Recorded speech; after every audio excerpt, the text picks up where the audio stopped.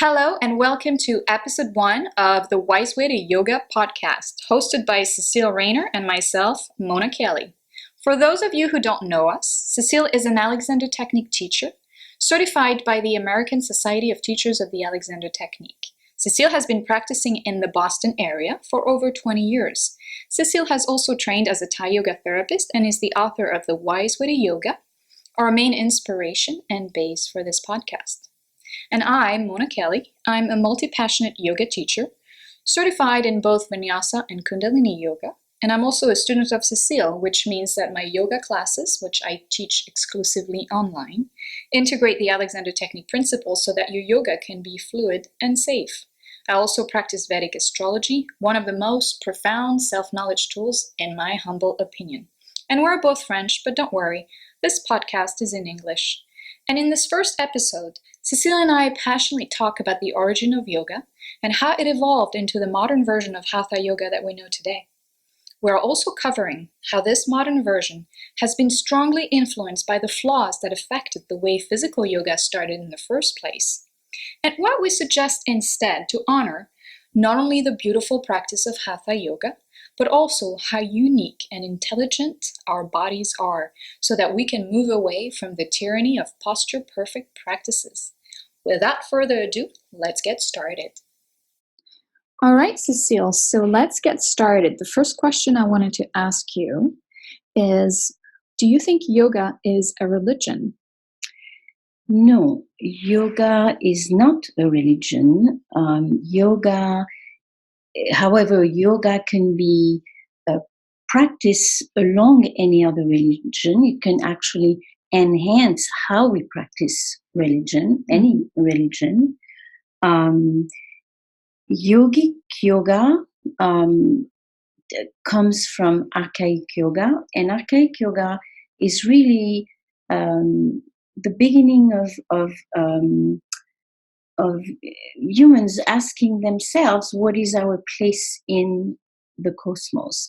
And people noticed that there was some kind of order in the cosmos, that the night came after day, day came after night, the season and all this. So they wanted to make sure that they themselves followed the whatever rules helped them be part of this natural order. And the wise people of India, which at the time were called rishis, the seers, right? The seers, exactly. Yeah. They started investigating, they started meditating, they started exploring, and they came up with all those basic rules as a foundation for harmonious living. And that is really the source of yogic yoga. So, Cecile, you mentioned yogic yoga, and this is not a term that we hear quite a lot in today's modern yoga world. So could you tell us a little bit more about that concept of yogic yoga? Yeah, so I think people who do use that term refer to yoga at the origin of yoga. They don't refer to modern yoga. And yogic yoga is more what came from that archaic yoga I was talking about. But between archaic yoga, through the process, texts were written like the Upanishads and the Bhagavad Gita and the Yoga Sutras of Patanjali. And once all that wisdom and all those rules were put on paper, people started practicing that, and that was yogic yoga. However, for centuries, I think 700 at least, nobody talked about yoga, nobody knew about yoga. It was kind of, it dropped, dropped out of, and it only came back in the 19th century when we had the Industrial Revolution, right after the Industrial Revolution.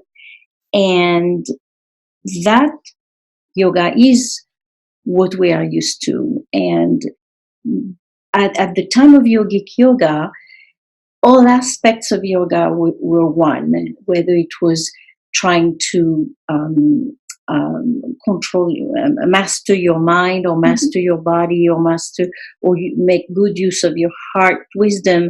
That was all encompassed in yogic yoga. But in the 19th century, things started evolving in different branches, you could say. So, for example, posture-based yoga, which was for body mastering, that is what we call hatha yoga. So that's why sometimes when I ask people, what kind of yoga do you do? And they say, I'm doing hatha yoga. It's a general term. It doesn't say anything about what kind of yoga they're saying. It just means that it's hatha yoga as opposed to classical yoga or as opposed to Buddhism. Now, what's the difference between the three? So hatha yoga, as I said, is a posture-based form of yoga that's focusing on body mastering. So it's more the physical posture, the asanas, as we kind of know them today. Yes, and then there's classical yoga, which is a term I think that I came up with to create that, to illustrate that difference. And that's more meditation-based yoga, which and the focus is more mind mastering. And then Buddhism came out of yoga and Hinduism, and Buddhism is the dimension of yoga that's focusing on the heart wisdom. So I think that those in the modern world since the 19th century came almost as different branches, different fields altogether. And there's more to say about that, and I'll wait for your questions. But one thing that I want to add is that, as you notice, I was talking about body mastering and mind mastering. And I think that in the 19th century, because the revival started with the bodybuilders, people have misunderstood that concept, and they've been thinking that it's about controlling. And that is a big mistake, and that's why we still have people who get hurt doing those practices. It's not integral to the practice, it's just that it's a misunderstanding. So it's not about controlling, it's about mastering. Yeah, and it was also, if we refer to the bodybuilders, it was also for building muscle mass, right? Yes. Which has very much influenced the yoga world today. Absolutely. And so what I want to say about that is that in the 19th century, the 19th century was a international body, mind, and spiritual awakening. And as far as the body was concerned, the Greek, the original Olympic athletes, the 19th century gymnasts discovered the statues and the paintings of the original Greek Olympic athletes, and they were like, "Wow, I want to look like that." And I want to look like that too. And that was a fair, something fair. But the thing is, they didn't go and start studying, like, how did they get there? How did they get that kind of body? They just assumed, they used their mind, and they said, oh, I can do that, so I'm going to buff every single body part of me, every muscle, and I'll look like that. And yes, they succeeded to develop a muscular body. But the initial Greek athletes were trained in whole body sports, not in body parts. Not in body parts. They were also trained in spirituality and mathematics and poetry and literature. So their focus was not their muscles, but they had a whole well-rounded education. And again, all the sports they did, it's usually using their whole body. So had the bodybuilders explored, it might have started the modern fitness movement very differently. But it is what it is, and now we are caught in an evolution. So we started with bodybuilders who focused intensely on body parts, and and that was and that influenced the Hatha Yoga. Yeah. Hatha Yoga became all about body parts as well. Yes. And yeah. And so, and we can circle back to Hatha Yoga, but one of the things you mentioned was the potential of injury, and we also tend to forget that the first limb of yoga from the Yoga Sutra is the yamas, which are some sort of ethics Yes. that people should actually embrace before they even start the physical practice. And the first yama is ahimsa, which is nonviolence. And it's just key. So when you think of that concept of nonviolence, that you have to actually go through and understand before you even start the asanas. Absolutely. I feel like we're kind of doing things backwards, which is fine because we'll eventually get back to ahimsa. But I think it's key in today's world to integrate that in your practice or in your teaching. Absolutely. And I think that's a consequence of the fact that the different components of yoga got separated. Yeah. Mm-hmm. Because both classical yoga and Hatha yoga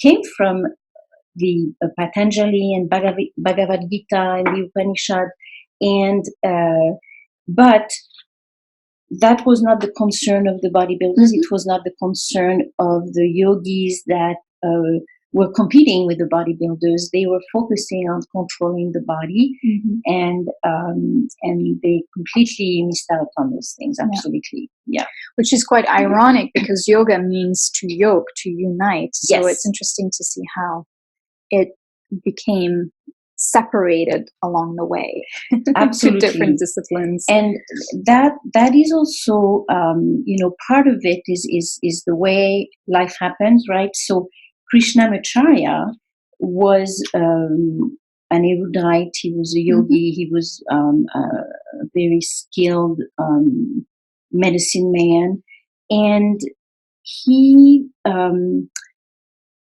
when he saw that the bodybuilders were hired by and very well esteemed by Indian people in India, the Maharaja of Mysore had actually hired a German gymnast to teach the princes.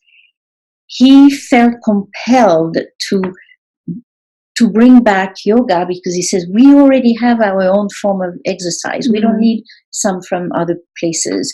But then he started there was a bit of a competition. He had to compete with them. So instead of telling Indian people about yoga the way it was, he knew that to appeal to male lay people, he had to show them something that competed with the bodybuilders. So the way he managed to get Indian people back into yoga was by doing things like lifting a car with his bare hands, or showing that street show, right? Street show, exactly. Yeah. So of course he managed to get Indian people interested in yoga, but from the start, modern yoga was disconnected from its holistic roots. Of course, yeah. And so I think so a lot of people got the idea that yoga is about exercise, about buffing your body, and only when people started getting hurt, they started realizing, we have to do the stretching and we have to go to gentle yoga. I mean, it's been an evolution of modern Hatha yoga, but that's how it started, and that's why I think it is a problem. And a lot of Western yoga teachers didn't know all that, so they also did not know that the first yoga class was created by Krishnamacharya, but it was a private class that was taught at the Mysore Palace just for the family and for the teenage boys at the palace. And Krishnamacharya knew that if he didn't do something that was interesting to those teenagers, they wouldn't buy it. So he created a really fast-paced sequence that was designed for teenage boys, and in that group of people there was Ashtanga. The person who created Ashtanga, and Joyce, Iyengar, Pata- voilà, Patavi Yeah. Joyce, and Iyengar. And that is why the three main branch of modern Hatha Yoga came from Krishnamacharya's son, Desikachar, Patavi Joy with his Ashtanga Yoga, and Iyengar with Iyengar Yoga. So it all came from that sequence that was not appropriate for everybody. No, and I think there's a lot of things coming out these days on how people get injured with those very specific practices. And also, not only due to the alignment principles, but also due to hands-on adjustment that were pushed to certain limits. And for some reason, were popular for a while, but now I think more and more I see personally on Facebook groups around yoga that a lot of the stuff is coming out and is being highly criticized. Yeah, and even Iyengar, because of his own health and whatever happens to him, his way of teaching had changed. But also his relationship with Krishnamacharya was very crucial to how he started, because Krishnamacharya, according to Iyengar himself, I heard him on the YouTube video that anybody can find out online, he explained how Krishnamacharya, who he saw as a father figure, didn't really like anything he was doing and was very critical of him. So I think that Iyengar became very perfectionist, and that's why the Iyengar style is so based on perfection, but that is not taking into account the uniqueness of every body type and all this. So I think that when we follow a lineage, we have to know about the lineage, how it got started, and we have to know that we have to take it with a grain of salt. Of course. And that is why, of course, in my book and in my work, I find that the solution is to stop following specific teachers to the letter and come back to learning how to activate our whole body intelligence, because only our personal whole body intelligence can tell us how to do any specific pose. Of course, and that the benefit of any pose is in how integrated it is, how it is in line with our whole body intelligence, rather than how it looks perfect. Of course. Picture perfect. Yeah. Posture perfect, like I like to call it. Exactly. Yeah. So it's no not about posture that. perfect, but really tap into your whole body intelligence, and also always keep in mind that your body is unique. And as such, if your neighbor's able to quote unquote perform a specific posture, it doesn't mean you have to do it or and most people don't know how to assess if their neighbor is doing it in a way that's good for them in the first place. Exactly. Exactly. And this activation of your whole body intelligence, I want to add something to that, because a lot of people think that they're doing things in line with their whole body intelligence if they focus on whether it hurts or doesn't hurt. And if it feels good. Yes. Yeah. If it feels good, they assume that it's fine. But I'm sure you and I and the listeners have all had the experience of doing something that felt good in the moment and the next day it hurts. Yeah. And people justify that, like, oh, I haven't used that muscle or whatever. But that's not really the point. The point is that when you do something in line with your whole body intelligence, it will feel good. But if it feels good, doesn't mean that what you're doing is in line with your whole body intelligence. And your whole body intelligence is more than whether it feels good or not. It has to do with, are all your body parts equally happy, equally working with each other in a harmonious way? And that's a skill that people need to learn so they can do anything with that knowledge and that ability. Of course. To do that. Actually, I think it's a good time for us to conclude on that, because that makes me think we should tell our listeners where to go to learn more about how to activate their whole body intelligence. And so correct me if I'm wrong, but your website is CecileRaynor.com. or you also have a blog post, right? What's Yes. the best way to Yes. reach you? I think that's best. I'll let you talk about it. So the CecileRaynor.com is actually in the works, but hopefully it'll be out there soon. In the meantime, there's my blog site, which is offthematyogablog.com. Okay. And we'll post a link to all these. Yes. Okay. In the description. Okay, so. Great. And but also people can just go to Amazon and they can order my book, The Wise Way to Yoga. Yep. And so highly recommend. Thank you. And so that's very easy to do. Everybody knows how to go on Amazon books. So far so good. And if you're local to us, of course, I do have copies I can sell here too. So, and I do offer workshops locally, intro workshops and things like that. So you get a taste of what it all means. Yes. So, and locally means Brookline, Massachusetts. Yes. The Boston area. Basically.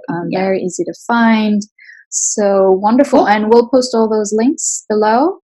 And in the meantime, we wish you a wonderful day, evening, wherever you're at. And we will continue to do those podcasts so that we have a lot more information.